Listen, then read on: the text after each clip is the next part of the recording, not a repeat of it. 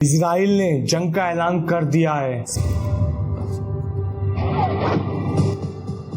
7 अक्टूबर सुबह के 6:30 बजे जब सभी इजरायली लोग शांति से सो रहे थे, एकदम से एयर रेड सायरन्स बजने लगे और इसके कुछ ही देर बाद इजराइल के शहरों पर हजारों की संख्या में रॉकेट्स की बरसात होती है। इजराइल ने immediately state of war declare कर दिया। חמאס פלשו הבוקר לשטח ישראל בבוקרו של יום חג ורצחו אזרחים תמימים, ילדים וקשישים। सभी सिटीजन से बोला गया जाके बॉम्ब शेल्टर में छुप जाओ। वैसे तो इजराइल के पास आयरन डूम सिस्टम है जो दुनिया के बेस्ट डिफेंस सिस्टम में से एक है।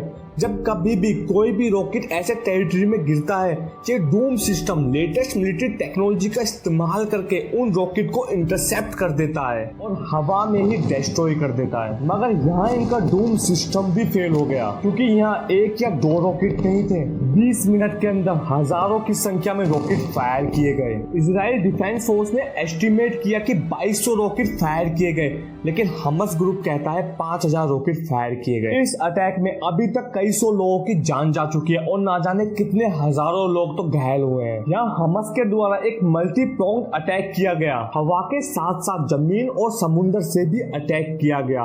इजराइल गाजा बॉर्डर पर मौजूद जो वॉल थी उसे तोड़ा गया और बहुत सारे पैलेस्टीनियंस इजरायली टेरिटरी में घुसते हुए दिखे, कुछ मोटरसाइकिल्स पर, कुछ मोटर पावर्ड हैंग ग्लाइडर्स के जरिए। इसके अलावा समुद्र में स्पीड बोट के जरिए भी हमास के लोगों ने इजराइल पर हल्ला बोला। सिर्फ एक ही दिन में यहाँ कई तरह के इवेंट देखने को मिले। इजरायली सोल्जर्स को बंदी बनाया गया, टैंक को कैप्चर किया गया और बॉर्डर के पास जो भी इजराइल के गांव या शहर हैं, वहाँ पर हमास के आतंकवादी हथियार लेकर घुस गए और कब्जा कर लिया। सोशल मीडिया पर वीडियो वायरल है। एक इजरायली मिलिट्री की महिला को बंदी बनाकर उसे मारा गया और बिना कपड़ों के पूरे शहर में घुमाया गया। इस अटैक को प्लान किया हमास के मिलिट्री विंग के लीडर मोहम्मद दीफ ने और सारे पैलेस्टीनियंस को इजराइल के अगेंस्ट खड़े होने के लिए कहा। इस अटैक का नाम है Al Aqsa storm. Israel Palestine conflict पिछले 75 सालों से चला आ रहा है और ये सरप्राइज अटैक हमें याद दिलाता है योम किपुर वॉर की। आज से ठीक 50 साल पहले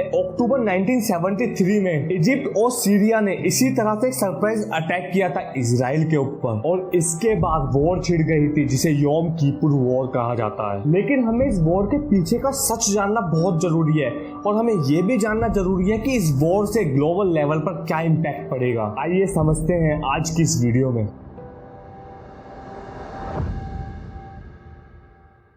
आज के टाइम इजराइल और पैलेस्टीन कुछ ऐसा दिखता है, लेकिन ये हमेशा से ऐसा नहीं था। ये मैप ही अपने आप में कंट्रोवर्शियल है क्योंकि पैलेस्टीन के लोग मानते हैं कि 1947 से लेकर आज तक इजराइल धीरे धीरे पैलेस्टीन पर कब्जा कर रहा है। इस मैप को आप देख सकते हो, यहाँ आपको पैलेस्टीन काफी छोटा होता हुआ दिख रहा होगा। अगर वापस आए तो ये है गाजा स्ट्रिप जो इजिप्ट और इजराइल के साथ बॉर्डर शेयर करता है। इसके वेस्ट में मेडिटेरियन सी है और इस एरिया को कंट्रोल करता है हमास। और ये जो आपको ब्लू वाला एरिया दिख रहा है ये दिखाता है कि हमास कितने अंदर तक आ चुका है। हमास एक एक्सट्रीमिस्ट पैलेस्टीन ऑर्गेनाइजेशन है जो 2006 से गाजा स्ट्रिप को कंट्रोल कर रहा है। इसे ज्यादातर देशों के द्वारा एक टेररिस्ट ऑर्गेनाइजेशन माना जाता है। Canada, European union, Israel, Japan, Australia, USA और यूके हमास को टेररिस्ट ऑर्गेनाइजेशन डेजिग्नेट करते हैं। लेकिन कुछ देश ऐसे भी हैं जो टेररिस्ट कंसीडर नहीं करते हैं। Brazil, China, Egypt, Iran, Norway, कतार, रशिया, सीरिया और टर्की। और फिर कुछ ऐसे भी देश है जो हमास के मिलिट्री विंग को टेररिस्ट ऑर्गेनाइजेशन मानते हैं, जैसे कि न्यूजीलैंड और पैराग्वाय। हमास का मतलब है इस्लामिक रेजिस्टेंस मूवमेंट। हमास की शुरुआत हुई 1987 में और उन्होंने 1988 में हमास चार्टर बनाया। उनका ऑब्जेक्टिव है पैलेस्टीन को इजरायली ऑक्यूपेशन से बचाना और इसमें से पैलेस्टीन का पार्ट नहीं है, पूरा इजराइल और पैलेस्टीन साथ में शामिल है। अगर साफ तौर पर देखा जाए तो हमास इजराइल को नक्शे से बिल्कुल मिटाना चाहता है। हमास के मिलिट्री विंग के कमांडर मोहम्मद अल दीफ ने कहा कि हमास ये इसलिए कर रहा है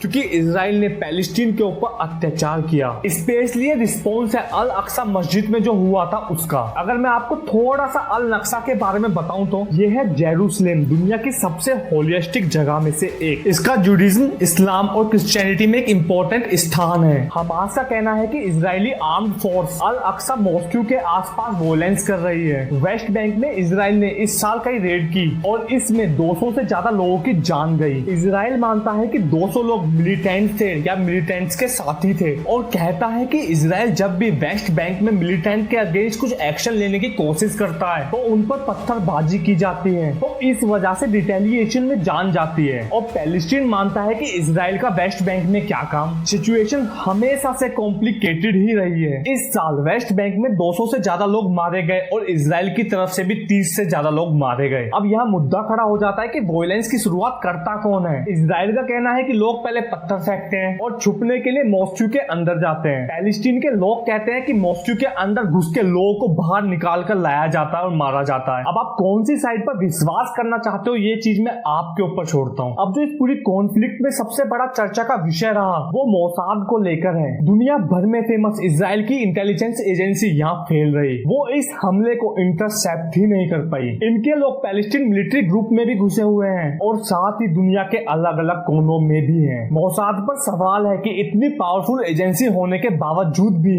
इनको कैसे पता नहीं चला कि यहाँ पर हजारों रॉकेट्स की स्टॉक पिलिंग कराई जा रही थी गाजा में। गाजा इजराइल बॉर्डर पर जो फेंसिंग है वहाँ कैमराज हैं, ग्राउंड मोशन सेंसर्स हैं, रेगुलर आर्मी के द्वारा पेट्रोलिंग की जाती है। फिर कैसे इतने ज्यादा रॉकेट गाजा में पहुंचे? सवाल बहुत है यहाँ, लेकिन शायद अभी हमें इन सारी चीजों का जवाब ना मिल पाए। मैं आशा करता हूँ ये वीडियो आप सभी को काफी इन्फॉर्मेटिव लगी होगी। अगर आपको ये वीडियो इन्फॉर्मेटिव लगी तो वीडियो को लाइक जरूर करना और अपने सभी दोस्तों के पास शेयर जरूर करना। अगर आपको ऐसी इन्फॉर्मेटिव वीडियो देखना पसंद है तो चैनल को सब्सक्राइब जरूर करिए। नमस्कार, मिलते हैं किसी और दिन किसी और वीडियो में।